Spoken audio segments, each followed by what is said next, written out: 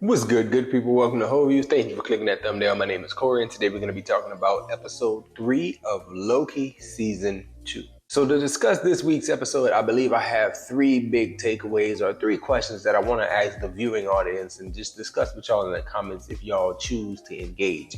So the first thing that I want to ask about this episode is, how long did it take you to catch on that Miss Minutes was the most sinister character involved? The episode opens up with Renslayer, and she is present and Miss Minutes is there, and she does come across as a bit more sinister in this opening, but not necessarily as sinister as she becomes as the episode progresses. I want to say it's the first time that Renslayer and Victor Timely are sitting and talking amongst each other, and we get to see the interactions as the audience. But if you pay attention, you get to see Miss Minutes going through things and having emotions displayed on her little animated clock face in the background. And I was really impressed that they did that and they let us see that as the audience. And that is when I knew with all my heart that Miss Minutes is the villain. She is really going to do some horrible stuff in this episode. And she did.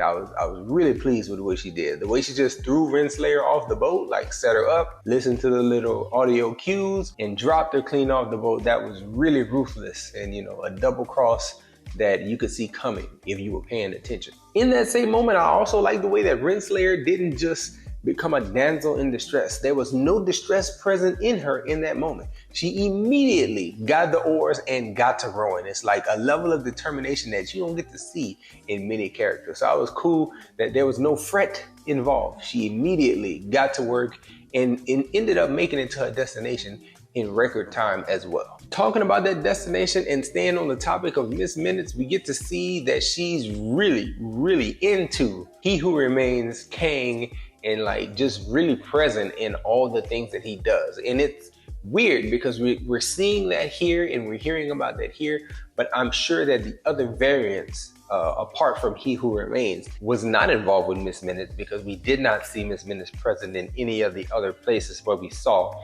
a Kang variant. But that's the question for this section of the video. How long did it take you to key in that Miss Minutes was going to be the antagonist, at least in this episode? Moving on and staying on the topic of Victor Timely, Kang, He Who Remains, Jonathan Major's character, I want to know from the audience, if you choose to engage, what is your favorite version of Kang that we've seen so far? Because we got the version of Kang that was in Ant-Man Quantumania. He was clearly the most physical presence in the most physically dominant version of Kang that we've seen on screen thus far. Here we meet Victor Timely, who is weird and really eccentric, and I really like the way that he was portrayed here. I like all Jonathan Major's performances. I think He Who Remains was probably the smartest version of Kang that we've seen, like the most forethought in the idea of really being in control. He was the one who clearly had the most control of the entirety of the situation. We have the Council of Kangs that were present at the end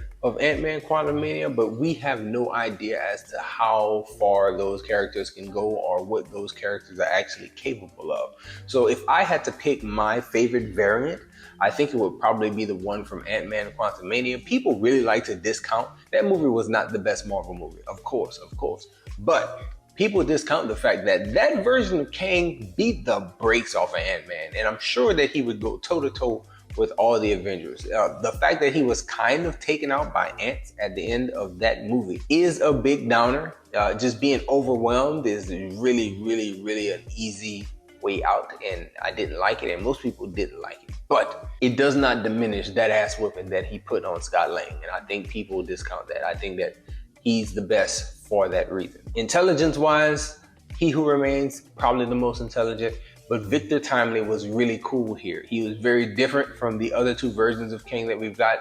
Every version has been very distinct with their speech patterns and with the way they presented themselves on screen. Like, we saw He Who Remains, and he had a level of intuition about him, knowing how things are supposed to go and even having a plan that we see unfold in this very episode. So again, forethought, mind, really focused, really smart individual. But that Ant-Man version of Kang, he's a dog, and I think that we'll probably see a version of him again that might be more bruised, more tattered, because it's Marvel, and unless we see a character die, they may not be gone. So we may see that physical version of Kang show back up and beat the brakes off some more people in the future. And moving on to the last big question and big takeaway from this episode is that I would like to know from the audience or anybody who's watching at this point, who do you think or who do you feel the antagonist of this show is? Because that is a question that I don't feel like is very easily answered. You know, we are 3 episodes into this season.